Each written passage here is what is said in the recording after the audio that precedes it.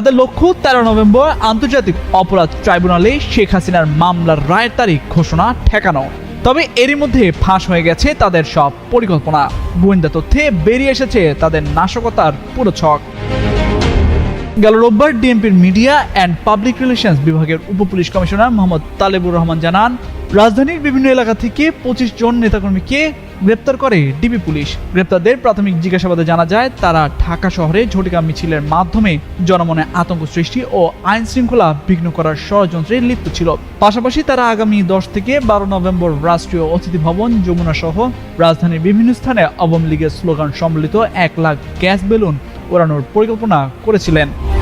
রহমান জানান, রাজধানীর শাহবাগ, মিরপুর, রমনা, তেজগাঁও, মতিঝিল, ওয়ারী, উত্তরা, লালবাগ ও গুলশান এলাকায় পৃথক সময় ও স্থানে অভিযান পরিচালনা করে তাদের গ্রেপ্তার করা হয়।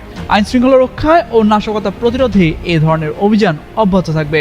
গ্রেপ্তারদের বিরুদ্ধে আইনানুগ ব্যবস্থা প্রক্রিয়াধীন রয়েছে। আইন শৃঙ্খলা বাহিনীর দাবি, এই পরিকল্পনার পেছনে ছিল সংগঠিত রাজনৈতিক প্রতিরোধের একটি বড়সড় প্রচেষ্টা।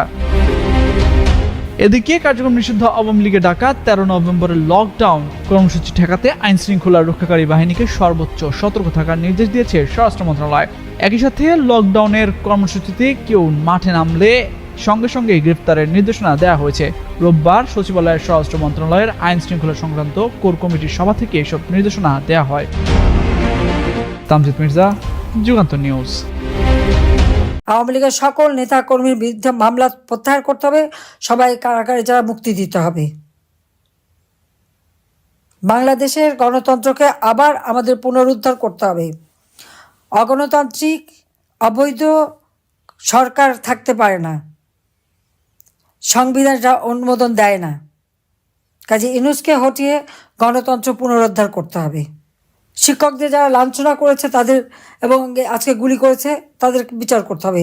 শিক্ষকদের যাদের গ্রেপ্তার করেছে অবিলম্বে মুক্তি দিতে হবে। আর আওয়ামী লীগের নেতা কর্মীদের এভাবে এই অত্যাচার যারা করেছে তাদেরও বিচার হবে।